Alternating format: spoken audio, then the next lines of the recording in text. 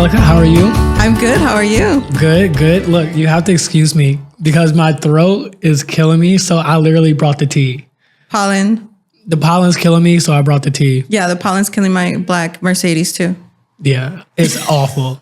So today I got a sexy, deep voice. Yes. I think the ladies will appreciate it. Hey. For sure.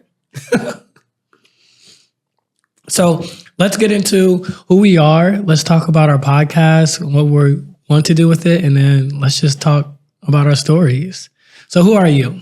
Introduce us. So Angelica Robles, former undercover agent, Forbes published, best-selling author, speaker, motivator, digital marketer. I do it all. Single mom, glow-up coach. I do it all, y'all. What do you not do? That's the question. Yeah. So you do all these things. Have you always been this way? No. I used to be Betty Crocker mom, married, breastfeeding one baby and working next to the other. So no.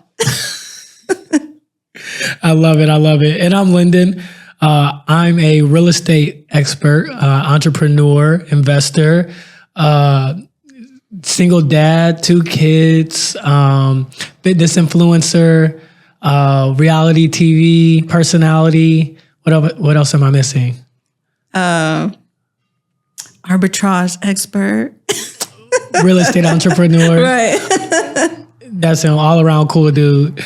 I like to think so. Divorcee, glow up coach. For the guys. So, why are we here today? Let's talk about why we wanted to have our podcast, like the importance of the conversations we want to have, and kind of really just start getting into the value piece of what we want to bring to people. Right. So when I was going through my divorce, you know this, I felt like I was the only one, right? And I feel like we needed to talk about the do's and don'ts of managing through a divorce and going through it, because there's a lot of layers of it, right? And also just bring value to people who may be thinking about divorce, may be thinking about marriage, or are in the verge of a full-blown divorce. So really just being there for people and talking to them about what they can and cannot do, or what is a good way of going through it. Yeah. So, yeah. And that's how we met. Right. That's where our relationship started. Is I had recently got divorced. You were going through your divorce. And I remember when we initially met, you were telling me that. And I remember how I felt going through my divorce. I felt so lonely. Right. I had just moved to Houston from Indiana, just left my family, moved to a new city with no friends, no family, no tribe, nothing. 2020 happens, everything shuts down, quarantine happens. Me and my ex-wife go through our thing. She files for divorce. And I felt like in 2020, I lost everything. Like, it's a lot. My family, my home, my wife, your life, my kids. Yeah. And I just remember being on an island, like felt like a castaway, and how hard that season was for me to go through that season alone. Mm-hmm. And so when we met and you were telling me that, I was like, nobody should have to go through this alone. Right. And it was crazy. And I remember we kind of went through the nuances of your relationship that was ending. So right. That's cool. So for me, like I said, it's to provide value for people that they don't have to go through these traumatic experiences in their relationships alone. That there is a community of people that understand, that empathize, that relate to what they're going through. And we can have authentic conversations around the reality of marriage. Right. Real and raw. Literally. Right. No holds barred. Literally. Unprotected. Right. So that's really what's important to me, is just like letting people know that like there's people in this with you, and we want to go through it with you. And we want to give you resources to help you, whether it's a guide, a workbook, or it's a conversation, and invite people into our community, into our space. Right. So let's start where love begins. So how long were you married? I was married 8 years, together 10. What were the best years of your marriage? The unmarried ones. I mean, let's be real, right? So I feel like our best times were probably when we were engaged. I feel like when you're engaged, you're living that this is how our life is going to be. This is how it's going to be perceived. And I think when you're engaged and you're excited about the ring and the wedding and the life that we're going to build and the house and the babies, but you don't really think about all the work that takes to be married. For sure. And all the nuances that go between you guys. And yeah, I would say probably the 2 years we were engaged were the best. Yeah. What was the best about those years to you?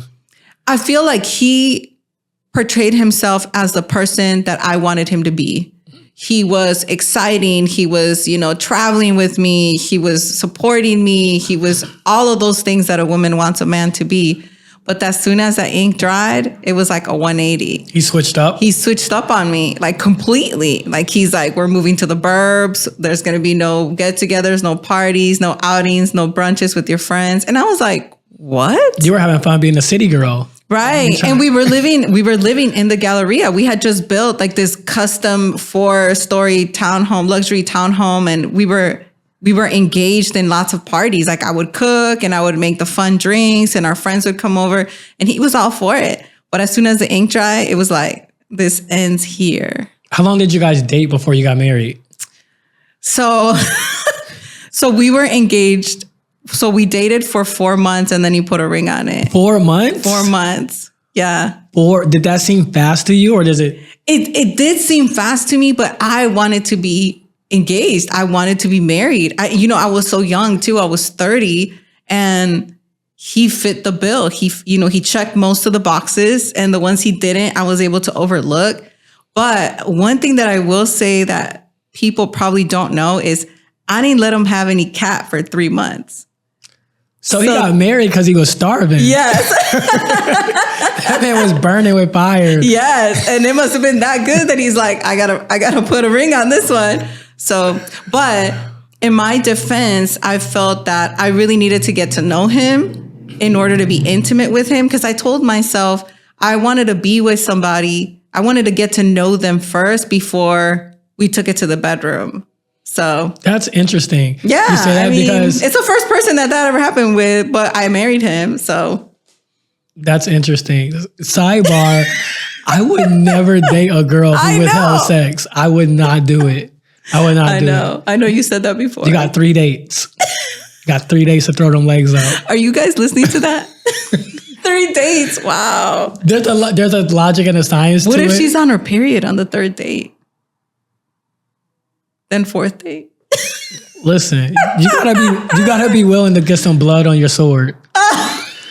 Love is war, okay? If you're afraid to get blood on your sword, then you're really in the wrong battle. Oh my God, that's funny. But that was the only time. I mean, yeah. That's okay. So you got married at 30. You guys were dating for 4 months. You got married. We got married 2 years later. 2 years later. So you had a long engagement. We had a long engagement. Short dating. In a short dating span. Okay. But I will say this, we moved in together after 5 months. So as soon as you put the ring on it, he moved into my house. Wow. Yeah. Because that was another of my recommendations, or what I would say is requirements, is that there had to be a ring on it before we even tried to live together and cohabitate together. So he abided by those rules, the beginning rules. Do you feel like that worked for you guys, or looking back, do you feel like that was rushed? It was very rushed, but all the red flags were right in front of me and I ignored them, all of them. So even just household chores, it's like, hey, can you clean up after yourself? Yeah. I mean, even things like that were very difficult because he was used to having a maid, or he was never used to have to clean up after himself. So it was a crazy dynamic. Interesting. Mm-hmm. And then you guys were married for 10 years. 8 years. Because we were engaged for 2. 2. Okay. Yeah. Gotcha. So together for 10. That's how we were. We were together for 10, married 7, and we dated for like 3. Wow. So it's kind of about the same. I had a longer dating. So we dated for like 3 years, and then our engagement was like 9 months, and then we were married for like 7. Yeah, so we did the opposite of you guys. You guys dated short and engaged long. We dated long and engaged short. Yeah. And then I think we started dating when I was... You were so young. 23, 24. Oh my God. Got married. Your brain's not even fully formed. I think I got married at like 26-ish, something like that. I can't even. But at the time, it felt right. You know what I mean? Right. Like, yeah. Coming from a small town in the Midwest, it's like you go to school, you go to college. Everybody in college, like senior year, is looking for a spouse.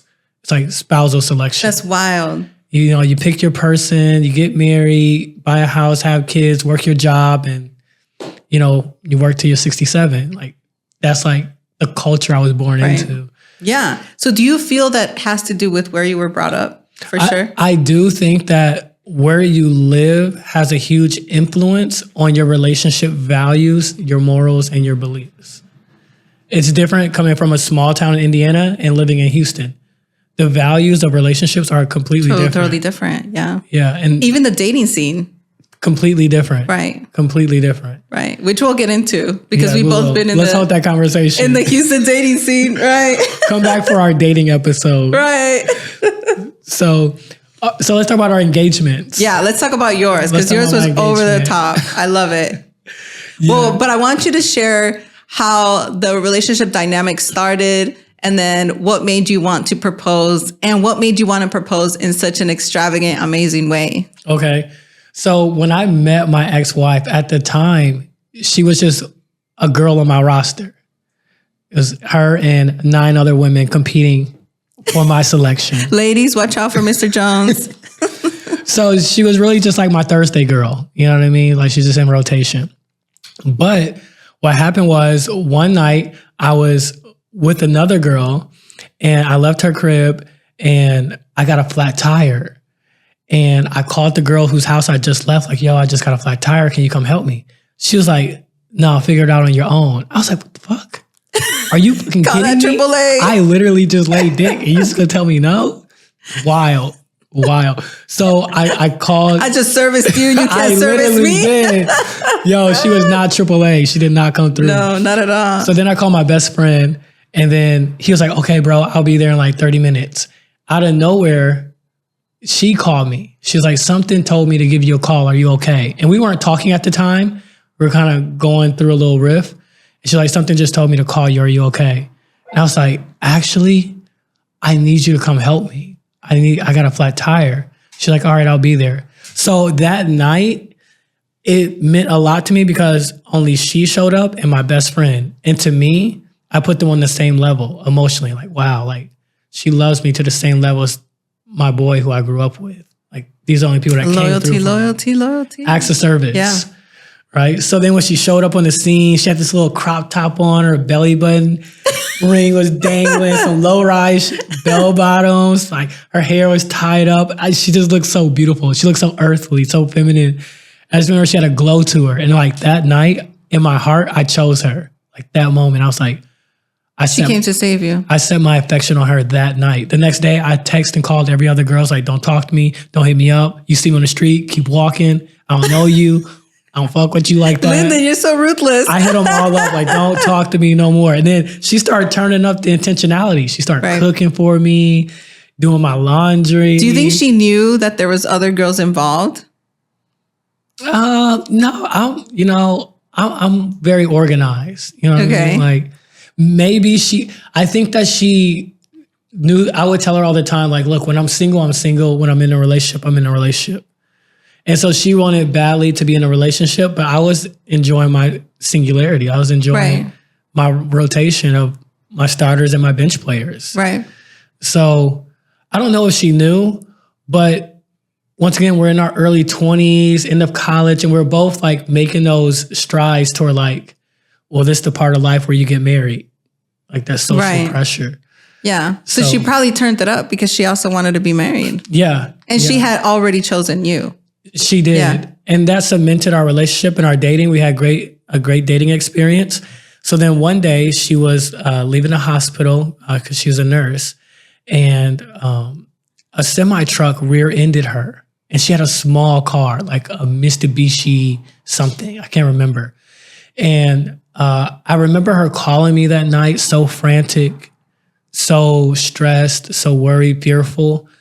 And that was the night that I set my heart on her as my wife. Because I remember thinking to myself, if I'm going to ever lose this woman, I want to lose her as my wife and not my girlfriend.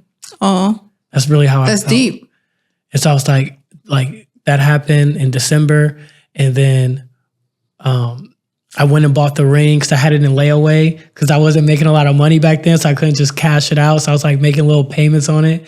But I got my next commission check from a home sale and I was like, I'm buying the ring. So I got the ring. And then the next month after the car accident is when I proposed to her. Because I really, really felt that like she got hit by a semi. 3 weeks later, I'm proposing to her because I did not want to lose her like that. So how our engagement went is I couldn't figure out like what to do. I wanted to do something like romantic for her, but I couldn't figure out something that was unique. So I'm asking my mom, and my mom's like, you should put the ring in some food and take her to her favorite restaurant. Then she chokes on it. That's what I say. That like, ring Mom, that what you kind spent of all that money on layaway? Or she don't even choke while she digest it and poop it out or something. You know what I mean? Well, you gotta wait until it comes out. Literally. So I'm like looking through her shit trying to find the ring.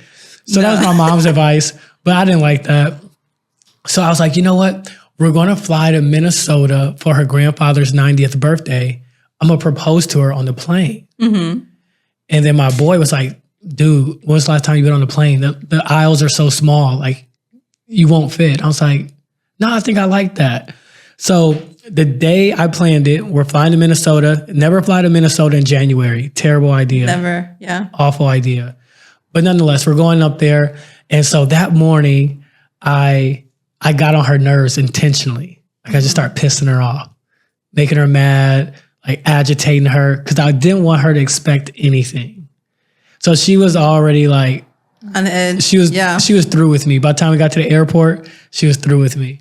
And so we get to the airport and I'm like, I'm about to go use the restroom real quick. I'll be right back. She's like, yeah, whatever.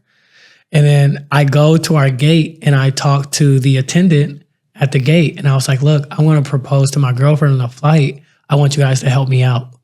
And they're like, oh my gosh, I love this. What do you want us to do? So then I like walk down the little like runway and I get on the plane. I'm talking to the pilot, the co-pilot, all the flight attendants. And I was like, this is what I want to do. When we get to 30,000 feet, I'm going to write a note. I would like the pilot to read it. We hit 30,000. And then whatever celebratory stuff y'all want to do, I'm cool with that. So they're like, great. So I go and I write a note. I can't remember exactly what I wrote, but my punchline was this. And y'all could use this. Just cite your sources. Cite your sources if you use this. I said, the only way to marry one of God's angels is in the heavens. And that's like at 30,000 feet, you know? So we hit 30,000. The pilot makes his announcement and then he reads my note. And then she's just crying and her mom's with her and her brother. And so there was family there too. Yeah, everybody's like crying and emotional. The whole plane's like clapping for us and celebrating us. They ushered us to first class. Nice. They gave us bottles of wine. Once again, if y'all do this, I don't mind you stealing this. Just cite your sources. Right. And we got a bottle of wine. And then I think we were flying Delta or American. I can't remember. But they gave us a voucher for our honeymoon flights too. Nice. We took pictures with the pilot and everything. This was a great deal. I didn't know all this was coming with it. You know what I mean? I had no idea. This was a great idea. If you want to do this, you can steal my idea. So that was our engagement. And like I said, it was really motivated by my emotions for her, by my feelings for her and what she meant to me. Mm-hmm. And I always wanted to honor her in a way that she always felt special and felt loved. So, but that was the engagement. Yeah, that's a great engagement story. I mean, that's going down in history, even though you guys divorced, but it's still a great story. It's a beautiful memory. Right, it really is. I have no regrets about it. So, yeah, what was your engagement story? How good was yours? Mine was not as exciting, but I'll say it in the most exciting way that I can. I think if we look into it, I was asleep. Okay, I was asleep. Crazy hair, crusty eyed, bad breath. And I wake up and my dog was licking my face. And I'm just like, what? But as he was licking my face, there was a ring box hitting my face because the ring was wrapped around his collar.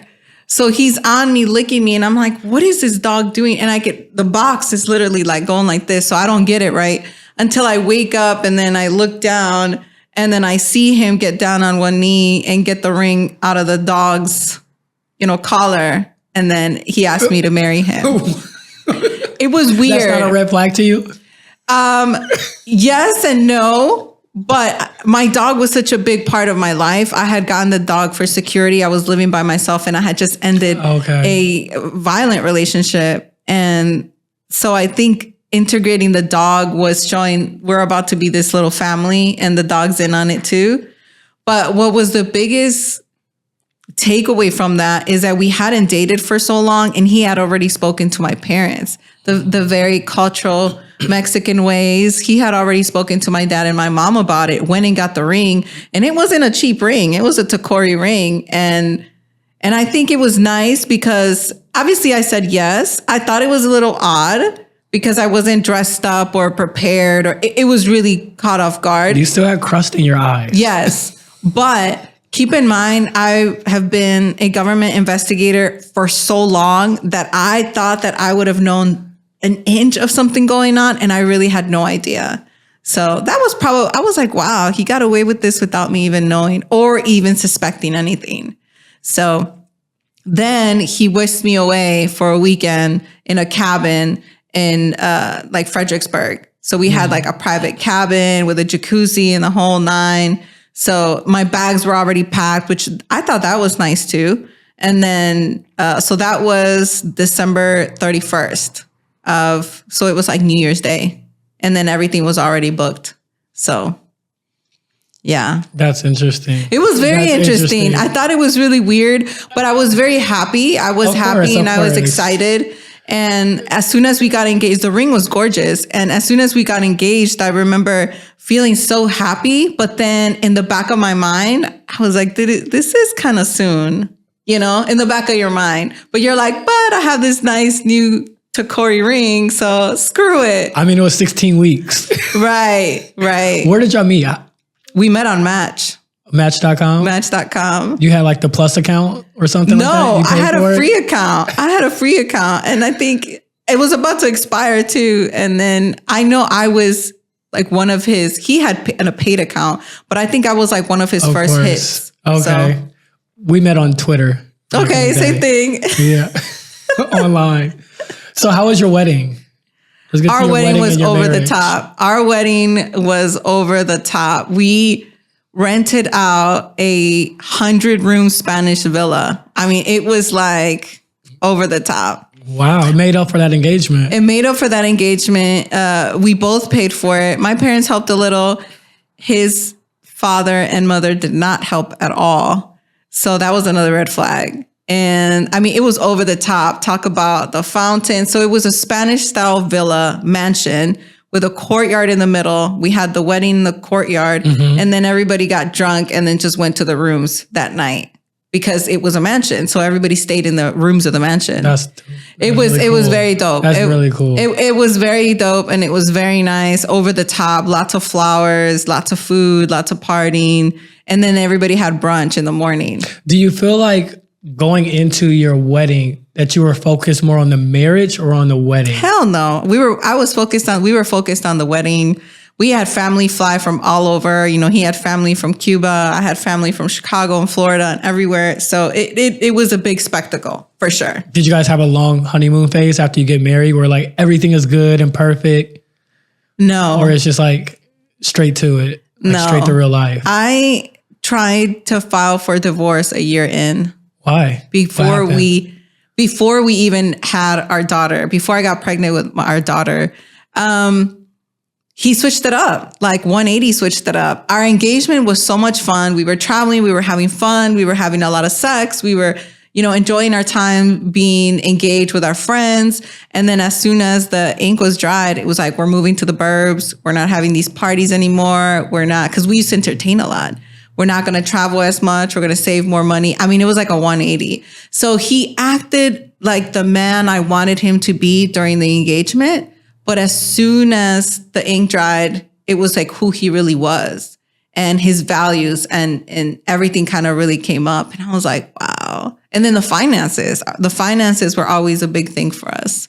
Really? So we never shared accounts. I never knew what money was coming in, which again, this will the beginning of the end. Another red flag. Another red flag. We never share finances. I never knew how much money he was making or what money was coming in or out. Did he know how much money you were making? He knew how much money I was making and the money that was coming in and out. So, and he wanted to have control of the finances. So I let him, as he was my husband. So as a wife, I was like, okay, this is an area that you excel in, then go ahead and take over the finances. And he was my husband, so I trusted him. But the people that I talked to about that dynamic, they all said that's not normal. You should have joint accounts. You should see what's coming in and out. I would definitely say it's an imbalance. It creates an imbalanced dynamic. Right. And it did. It definitely did. And I started noticing just how much he wanted to control finances, money coming in. And at the time, I had my own house. Whenever we got together, he had moved into my house, but we ended up selling that house. So looking back now, I'm like, man, that house would have been paid off and I would have been good. But we ended up selling that house to buy a joint house together. So there was a lot of, the finance part was big because for the first 2 years that we were engaged, we traveled to like 5 places in like the first year. So it's almost like he knew what he was getting himself into. I like to travel. I like to entertain. I like to cook, but he wasn't feeling any of that. So maybe in a man's perspective, as soon as you become the wife, now the rules are set down. There's more power there. So a year into it, you want to get divorced. Did you take any action towards actually getting divorced? Yeah, I called an attorney. I had an attorney on the line, the whole nine. And I remember me telling him, I don't like who you are. I don't like how you've done a 180 and I want out. Did you try to work on those challenges you were having? Yeah. So this is what happened. He came up with a divorce 911 retreat, weekend retreat. Like a couples retreat? Like a couples retreat. And he convinced me to go to it. So we went to it. And during the couples retreat, there was other couples there, young, older, and they were talking about their dynamics. And some of the things were so stupid, like, oh, he forgets to wash the dishes. But those small things are small things that lead up to bigger things or bigger fights or the underlining flags. So one thing that I've learned is whatever you see as being a problem when you're dating is going to exacerbate and be a bigger problem when you're married. I fully agree. Right. That's why you have sex when you're dating. Yes. If sexual. No, that's a different thing. Right. But if that was a problem, right? Yes. But the crazy thing is like when we were engaged, we were so focused on the marriage and the wedding that we ignore the small little red flags that you see in the dating process or even in the engagement process, because we were engaged for 2 years, but also we were living together for 2 years before we got married. So we were playing house. And you see the red flags. You see them. You acknowledge them, but you choose to ignore them and move on or make compromises or whatever it may be. And it's fair. Nobody's perfect, right? All of us have our red flags or our toxicities that we contribute to our relationships. However, it's different to have a toxicity and not acknowledge it and ignore it. And it's another thing to be aware of it and try to work through it and finding somebody that's willing to help you be better as a person instead of just allowing you to settle as you are. So there's a stark difference there. When we're young, we see those red flags in ourselves and in others, in our significant other. And instead of having the maturity to talk about it, address it, and to work together to become better as individuals and a collective, we just ignore it. We ignore it. And then we get married, and then we wonder why we have all this shit going on. Right. And it was in front of our face. Yeah. Right. Yep. And it's still from years ago. 100%. It's 100%. And so for those that are dating or thinking about marriage or want to be married, those little red flags that you are watching, please watch those carefully because those end up being the end. Right. Yeah. So the reasons why that we got divorced, I can 100% relate it back to our early dating red flags that we both ignored in each other. 100%. Yeah. So for us, there was a power dynamic. There was a competition dynamic.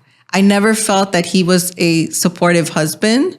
I felt that he was a competitive partner. We were always competing with who would make more money, whose business would do better. Because I left government 2013, and then I started my own business. And then as soon as I left my, government grind, then I started my own business. Then a year later, we got married, and then he started his own business. So we were both entrepreneurs at the same time. But I went first, and then he went. And do you think that's part of the reason why you guys had separate bank accounts so you can keep score of who's winning? Yeah. This relationship was more about keeping score than being together as a collective and building an empire together. Because I always felt alone. I remember always saying this, even when we did marriage counseling, I said, I always feel alone. And I feel like we were always trying to, up one each other. That's really interesting to look at your wife and see her as competition. Yeah. How do you look at that now? Like, how would you interpret that? It's crazy because, this whole, when we talk about men have to protect and provide, I never felt like he protected or provided for us because we were always 50-50. So when people talk about, the man pays the bills, the household, like we were 50-50 on everything. So everything was cut in half because I was working and he was working. But then if you look at it in a bigger spectrum, 50-50 would be like, I'm having the babies, I'm cleaning the house, I'm cooking the dinner. So it's really not 50-50. Financially, it was 50-50. But the energy that you expend, that you provide into the relationship was also never 50-50. So that brings another good point. One of the red flags that often gets ignored in dating is family influence, right? Yes.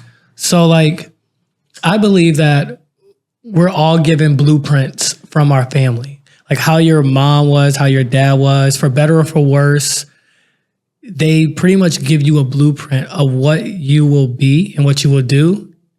And you will follow that in alignment of your own personality, right? Unless you make conscious decisions to do something different for better or for worse, you will pretty much do what your parents did and what you saw them do or you heard them say in your own personality.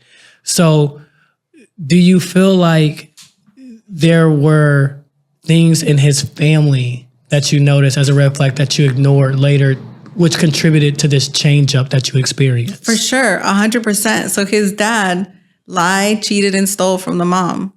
So the blueprint was always the mom never worked. She stayed at home. She raised the children. And the dad was always a womanizer, a cheater, lying, stealing. And she stayed.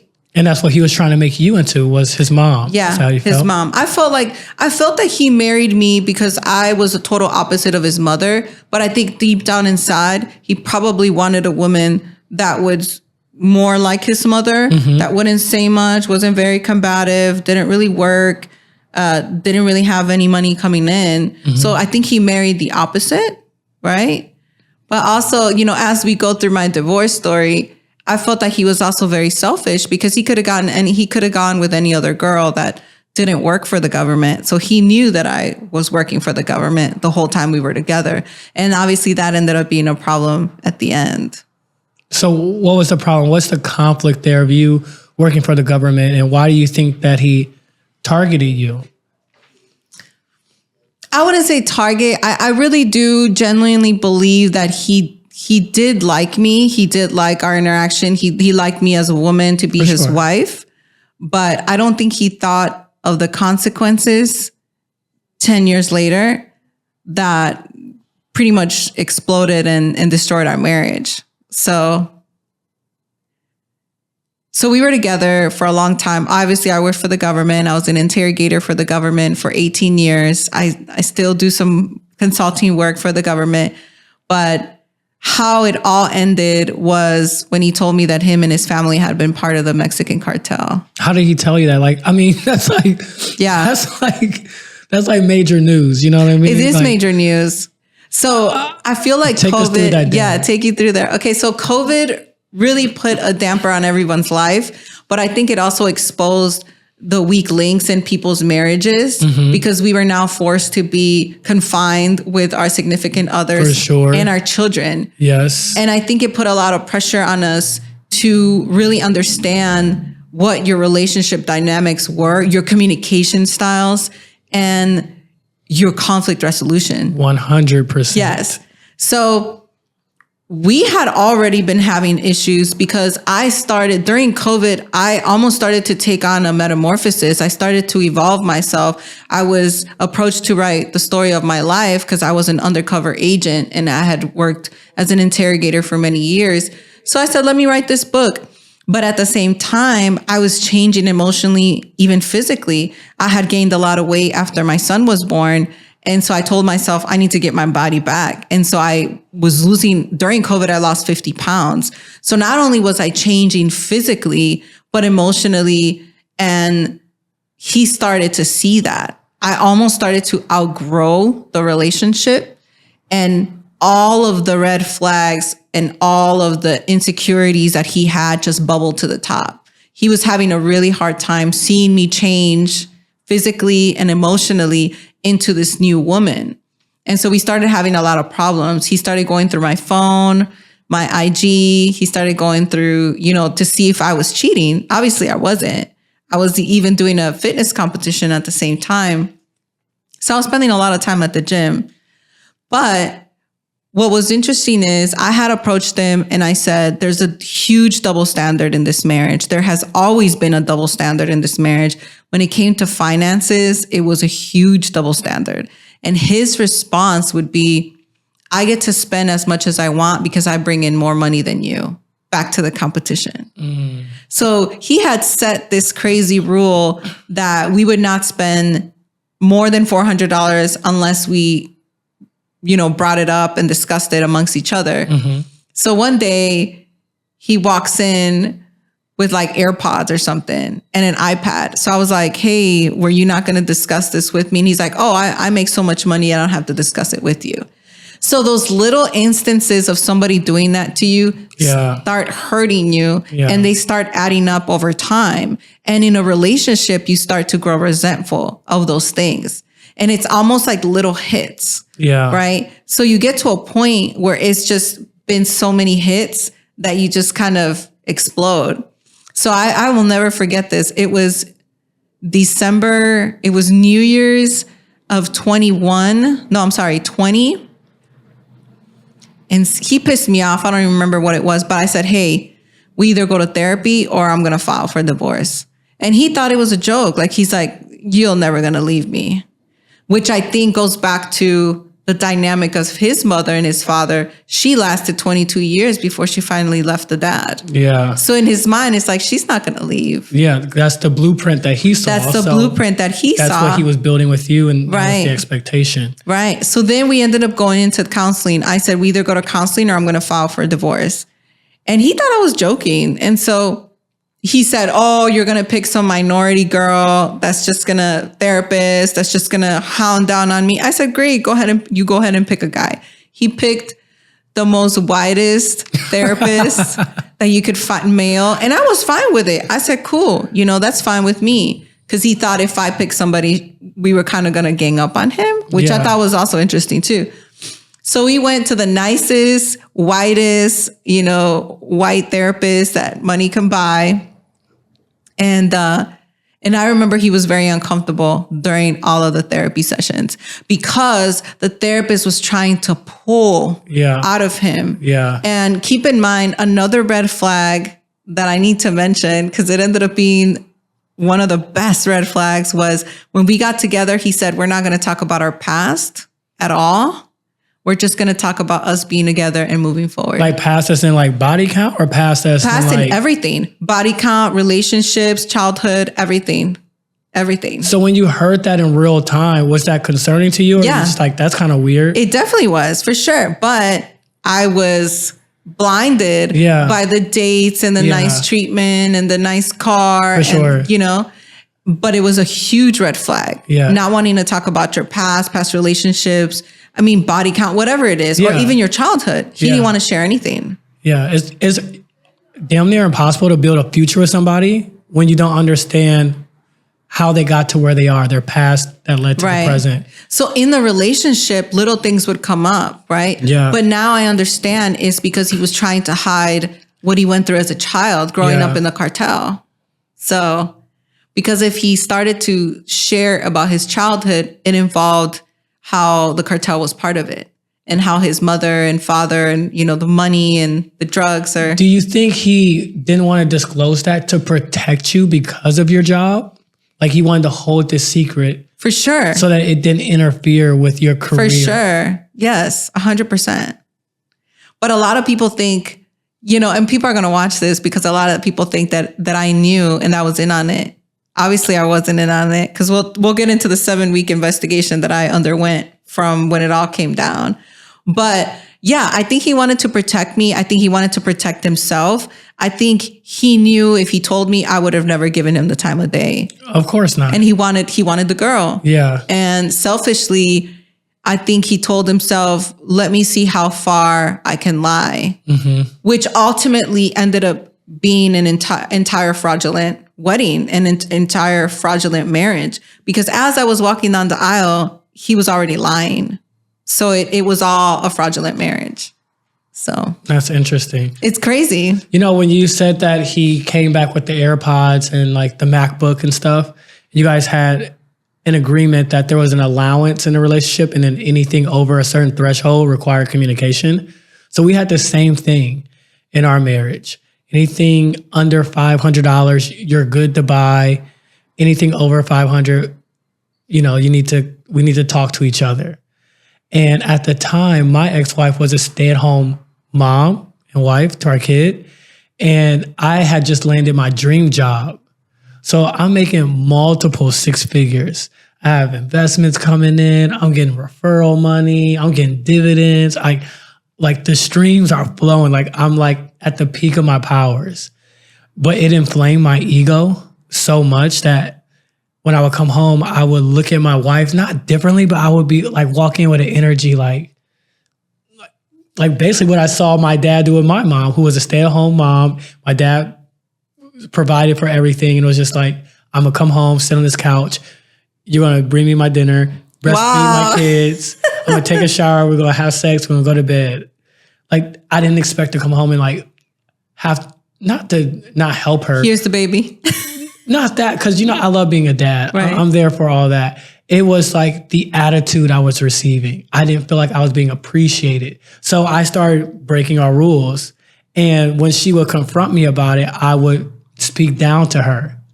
So just how you said, like these little like nicks or stabs, jabs that hurt you, and they're small, but like over time, it's just more and more significant. And then you have a breaking point. I was him to my wife, and I didn't realize it. I would come home and I would say things to her like, well, I make all the money. What bills you pay around here? What you do? You do anything? Which is very hurtful and very disempowering. Like, and I would put her down like, oh, you don't. So don't tell me what I can and can't do. Until you do something at my level, don't speak on it. Wow. Like I would tell her like, I'm giving you a salary. Like how many stay-at-home moms, got a salary? I would tell her stuff like that. Like, you should thank me. Deep. Yeah. And that's my arrogance, my inflamed ego, where I was at in life. And I didn't realize how it was hurting her and how I was verbally abusing her. Come to find out later, though, you can argue if it's abuse. But that was the blueprint that I was given. I said the things to my wife, the same things I heard my dad say to my mom.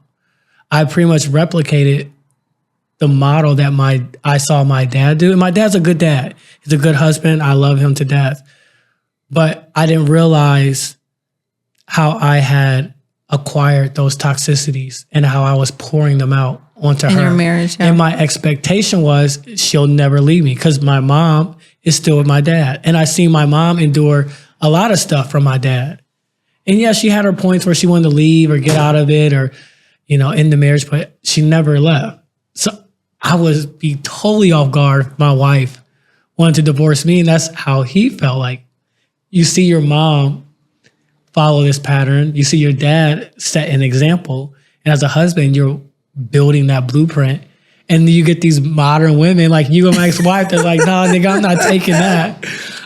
We're not doing that here. And like, enough is enough. Mm-hmm. Yeah. So. Wow. Yeah. Blueprints are very important to stress. And I think a lot of people, again, ignore the flags, and we're raised a certain way, or even, your ex-wife didn't have a father in her life. And so she didn't really know how a man was supposed to come into her life. Yeah. So a lot of things like that. And so, for my ex, the mom didn't work. The mom put up with all types of stuff. And I think he thought that I was going to put up with a bunch of stuff as well. But I mean, I think, and then once you start having children, it changes the dynamic. It does. 100%, because now there's little people that you're trying to keep alive, and the relationship suffers even more because now you have distractions and you're consumed with trying to do this with the babies and do that and do this. And so other things start coming up because now parenting styles are involved and who needs to take care of what, or all just. And a lot of times you never talked about parenting styles when you were dating and engaged. You don't talk about it. So that's so true. I think a lot of times we think that having kids is such a great thing for a marriage or a relationship, and it is for a healthy one. But if you have an unhealthy, toxic relationship, having a kid is probably one of the worst things that you could possibly do. Because it will expose your relationship. It will bring out everything that is broken in that relationship and amplify it even more. 100%. I think that was us with our second child, is that when he was born, it was a stress on our relationship because we weren't in a healthy place at that time. Well, you talk about the child, right? So we got pregnant. Okay. And this is another red flag that I didn't see until later. So I was about to do a fitness competition. It was March. Okay. It was March, and I was going to do a fitness competition in May. So this was, March of 2014. And look, I'll take responsibility for my own, because it was consensual, but we got drunk at our anniversary, which was March 30th. And obviously we had sex, but I was like, hey, I'm about to do a fitness competition, but I ended up pregnant. So in his defense, I remember him saying he wanted me to be pregnant so I wouldn't do the fitness competition. So there came the other control, and he never really was aligned with me doing a fitness competition, and he never wanted me to do one. Interesting. And I never ended up doing one until later, like 7 years later, which was when we were getting ready to divorce. So I ended up pregnant with my daughter, and she was not planned. But we say she's not planned because we were just having fun. It was, but obviously what happened. Yeah. But I remember him being happy that it did happen. Yeah. That's interesting. So then, okay, so why did you file for divorce finally? Because you wanted to 1 year into marriage. You guys moved past that. You had kids. You built a life, a career. So what happened to you filing at the end? Like, why did you actually file?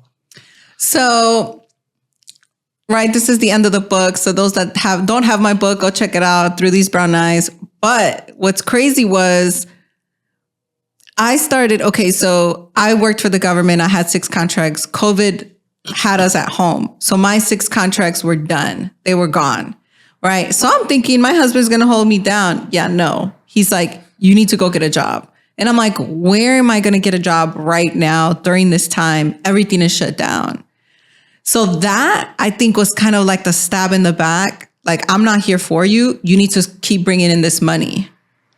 So I ended up getting a job at the DEA in the wire room. I was the supervisor in the DEA wire room. So I'm now working at the DEA night shift, okay, with 2 babies under 3 at the same time. So he was like, it's cool. You can do that. At the same time, I got asked to write a book about my life, and I decided to write the book about my life as well. So whenever the book was done, he read the transcript of the book. Now, remember, we never really discussed our childhood in detail because he never wanted to. Right. And we never discussed our past relationships in detail. I would hint here and there, and I would share my past relationship experiences with him, but not to the detail of the book. Yeah. So he read the book and was triggered by the book. So whenever I came home, he said, hey, I need to talk to you. And I said, it was 6 a.m. in the morning. And I said, what do you need to talk to me about? And he says, well, I read your book and I got triggered. And I said, what did you get triggered about? And he's like, well, I need to tell you my truth. So he sits me down and I'm like, I'm so tired. Can this wait? And he's like, no, it can't. And he says, well, this is not going to sit well with you. And I said, okay, well, let's hear it. And he says, my family and I were part of the cartel. And I felt like my life just came crashing down because I have been part of the government for 18 years. So not only did he lie to me about our entire marriage or who he was, but now I had to deal with sharing this with my employer. And I was working at the DEA wire room at the time. So the book almost gave him the opportunity to tell his truth. So even if I never sold any books, what that book did to our marriage was that it set him free. It set him free of his 10-year lie that he was holding back. So I can sense and I can feel that he was now set free, just like I was set free by talking about my traumatic childhood and me being an undercover agent and being taken and everything I talk about in the book.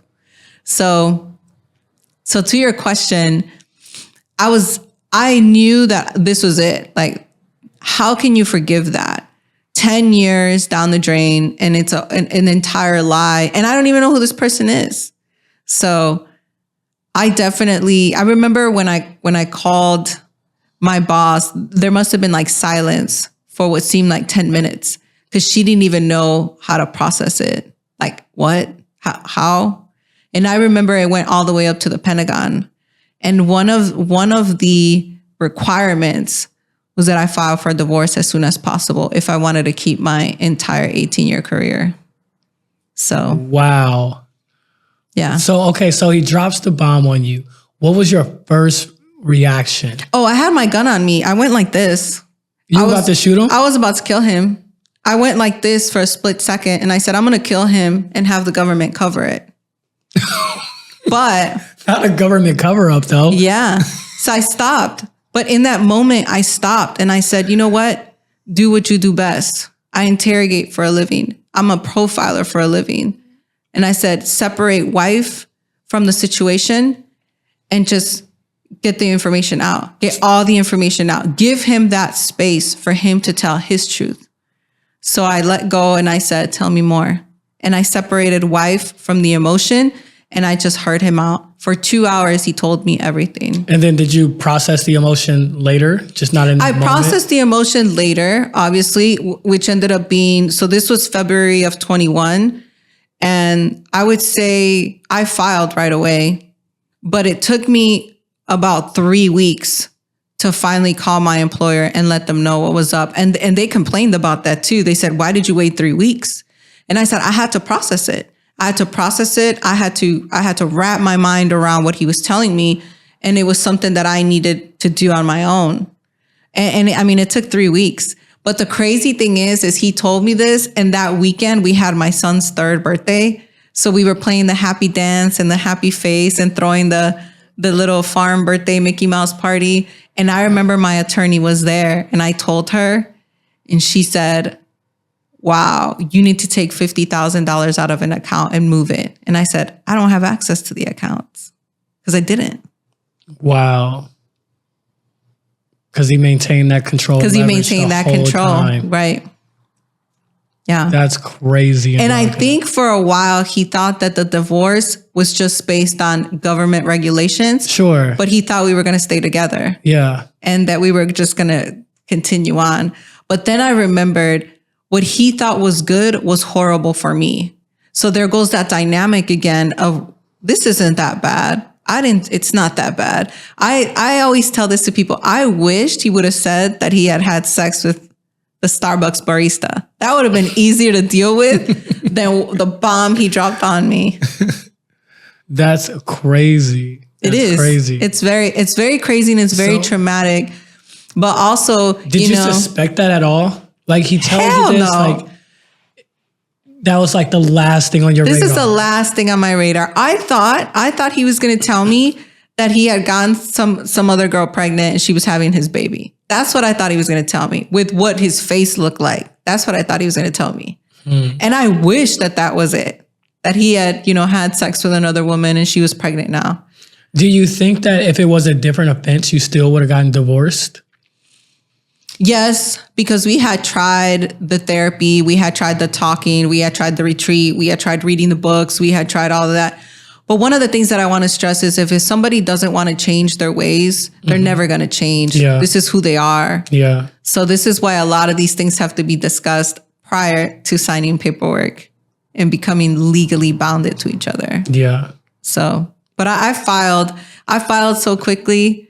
So you were planning to divorce him, or it was in your heart? It was already in my heart because of all the other things that we were going through. And this was just the circumstance. This was the icing on the cake. Yeah. Like this was it. This was the determining factor. But it could have been something else, and it still been the same outcome. You feel like? I think so, but also, I remember we had to end therapy because the therapist said, "Ray, your concerns of your wife don't make any sense. She doesn't go out with her friends. She doesn't go drinking. She's not out at brunch. She goes to the gym. She works and she takes care of your children. You're hiding something. What is it that you're hiding?" So that's what ended the therapy. Cause he's like, I can't go to the therapist anymore. Cause the therapist was now getting to the bottom of it. Yeah. And so me writing the book was a culminating factor for him being able to tell the truth, his truth, which and I look at it back now and I have compassion and I have forgiveness for him and we have a great relationship. But for me to be able to give him that space to tell his truth, I remember him saying, "God, I felt such a weight lifted off my shoulders." Yeah. And I remember saying to him, I have to report this. I told him that. And he's like, "Yeah, I know you have to report it." Okay. So you reported for my well-being. You reported to your employer. Which was Department of Defense. Yes, because you're at the DEA at the time. Well, I had contracts, so I was at the DEA. Well, the DEA didn't care because they probably knew about it. The DEA didn't care. Department of Defense was my number one employer, and I had to. That's who holds my top secret clearance. Got you. So that's who I had to call. And I remember my boss. She started to cry for me. Did they think that you were part of this operation? I was part of it. Yeah. So that you knew the whole time. That I knew the whole time and I was hiding it. Yeah. And that's why they did the investigation? They opened the investigation on me. I went under federal investigation for 7 weeks because now I was the offended.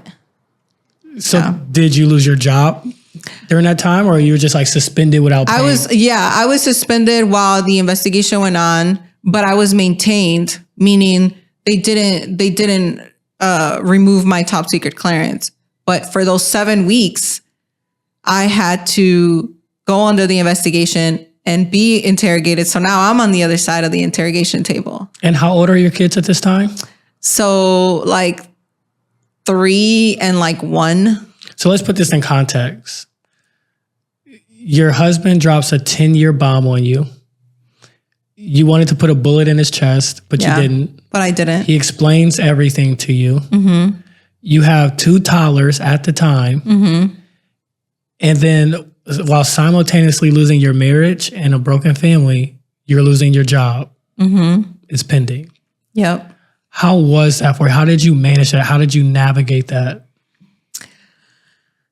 As a mother, you get strength from God knows where, because I saw my children and I saw that our household was being torn apart, but our life literally imploded. Like we literally, like it was devastating. And I saw the life that we had created, and I told myself, none of this is real. Like none of this is real. I don't know who this person is, because he's been hiding parts of himself that I had never known.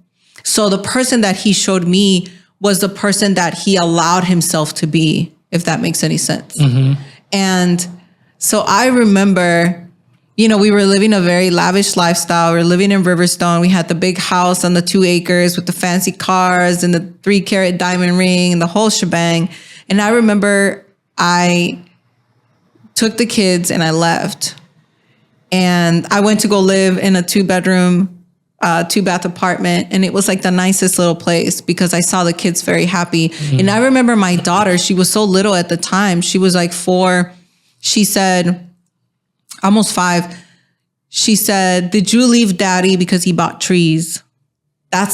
because he had bought some trees and we were fighting about the trees. He bought trees for the backyard and he had taken some of the money that I had saved. But my daughter thought that Daddy and I split because of the trees in the backyard, because we were fighting about the trees. And I was like, no, that's not it. But it was very difficult. But I think as a mother, you go into survival mode for your children. And I really think he thought that we weren't going to divorce. I thought that I literally thought let's go ahead and divorce and we were going to still be together. And even that notion is kind of off the wall. Like, we're going to legally divorce, but we're still going to be together as a family, because he didn't think it was a big deal. He really didn't think it was a big deal. And then that goes back to how he was raised. And his mother being involved with a cartel member was not a big deal. But the difference was the mother knew and made a choice. I didn't know, and I didn't have a choice to make. The choice was never given to me, whether I wanted to be a cartel wife or not. Yeah. So that's wild AF. It is wild, but it's a great story. And, to swing it back around, I ended up writing that story in the book, because the book was already written. And then I added 2 more chapters to the book, which ended up being the end of my marriage. And then the book ends with the possibility of me getting blacklisted or not, which we had already met. Yeah. It's kind of where I entered the picture. So that's wild. I'm so glad we had this conversation to kind of talk about what happened on the inside of our marriages that led to our divorces and the future conversations we're going to have from this context right here. So one of the things I really want to do is, to anybody listening to this, I want you to think about your blueprint that you were given. Think about the family that you come from, the example that you saw, what was modeled to you, and think about how that impacts and influences you and your relationships. And does that blueprint help you build the type of relationship that you want to have? And if it does, continue to build that way. If not, make conscious decisions to do something different. Secondly, in our comments, let us know, what red flags did you see in your past relationship that you ignored? Let's talk about those in the comments. Let us know. Let's have some conversation around it. And we appreciate having this conversation. Yeah. Thank you, Angelica. Thanks.